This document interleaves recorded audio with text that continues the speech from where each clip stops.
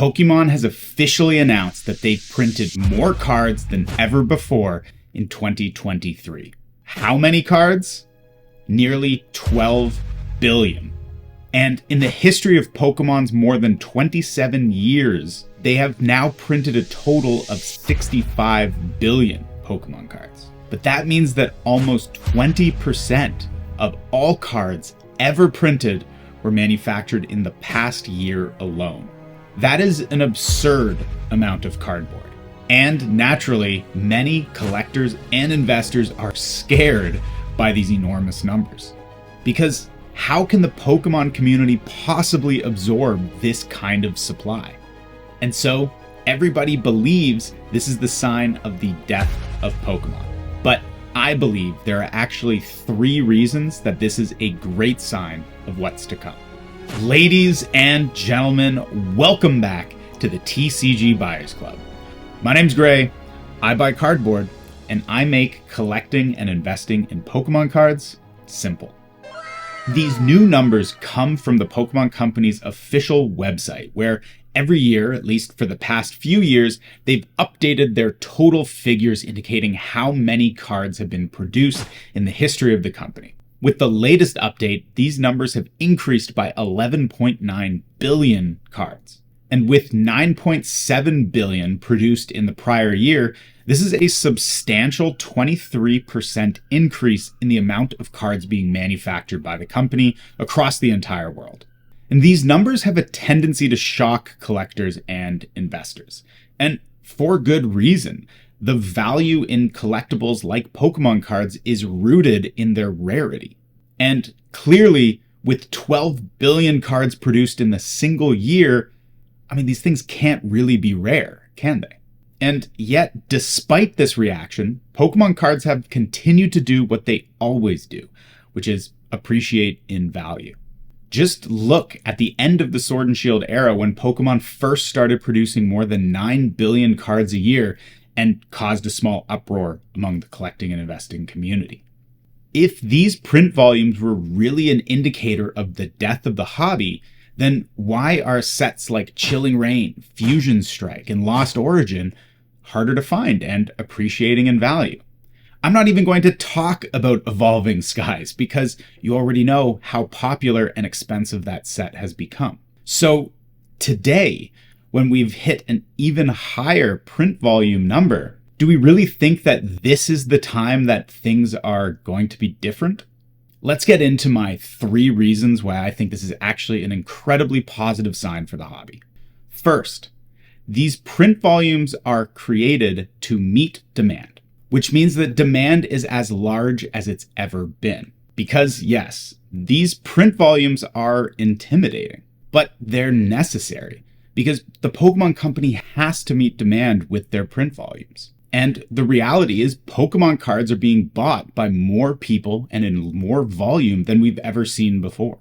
It's driven by this huge fan base that just loves Pokemon cards. When we look at Google Trends data for the search term Pokemon cards, sure, the search volumes are down from the peak of the pandemic boom, but they're still way above the historical norms from 5 years ago. And this is exactly what we want to see in a healthy market demand cycle. It's a higher demand stability point after the most recent boom. If you were like me collecting during the pandemic boom when demand was even higher, you know how awful that experience was when there wasn't enough supply to meet demand. Constantly looking in every corner of the internet and every in-person retail store for any deal you could find. It was an incredibly frustrating time where it felt like the only way to get your hands on Pokemon cards was to pay through the nose at exorbitant prices. The best possible market condition for the future of Pokemon cards is exactly this. Plenty of availability at big box retailers and local card stores, and very reasonable prices, meaning anyone who wants to dabble in Pokemon cards and participate in the hobby can easily get involved and have fun, just like the rest of us. So yeah, the current print volumes are absurd, but so is the current demand. And this is excellent news for everyone. 2, Pokemon is officially a multi-generational hobby. See, Pokemon is approaching its 28th anniversary. And in the 90s, when Pokemon Mania first hit, kids like me were obsessed with collecting and trading everything Pokemon. Now, as an adult in my mid-30s, well, I'm still obsessed. And Pokemon has achieved something incredibly rare along the way, because kids today are just as obsessed as we were as kids. See, the original Pokemon kids didn't really move on from Pokemon. Many of us stuck around or returned as adults. But despite that, the new generation of kids are also loving Pokemon. So with this army of both adults and children loving Pokemon cards, of course the Pokemon company is going to have to print more cards to meet the demand that this multi-generational hobby has. And for collectors and investors in Pokemon, this multi-generational quality is just incredible news. It means that as the current generation of Pokemon collecting adults grow older, we're just going to be joined by this new generation of kids who have just discovered Pokemon and eventually become adults with disposable income. This means the potential for literally decades of ongoing engagement with Pokemon cards. But this multi-generational reality can only be created by the Pokemon company printing to meet demand, which means these ever-increasing numbers. And in doing so, they continue to fuel the growing fan base for Pokemon. This is also excellent news for us all. And so, my last point, is that the single best thing for the future of the Pokemon card hobby is for as many people as possible to have a great time participating in it. I've already talked about how terrible it can be when the supply doesn't meet demand, and how difficult that makes it for new collectors who are excited to try their hands ripping packs and filling up binders and actually getting in and enjoying the hobby with the rest of us. Modern Pokemon cards need to be available and affordable.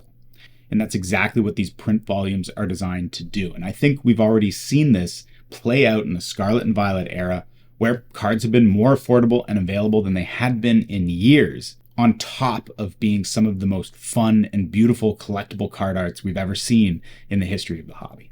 I think the Pokemon company is doing exactly what they need to do for the long-term health of the Pokemon card market by printing this kind of supply. And if we're all lucky, they're not going to be able to slow down anytime soon as more and more people connect with Pokemon and enter the hobby that we all love. So in conclusion, don't let these numbers scare you.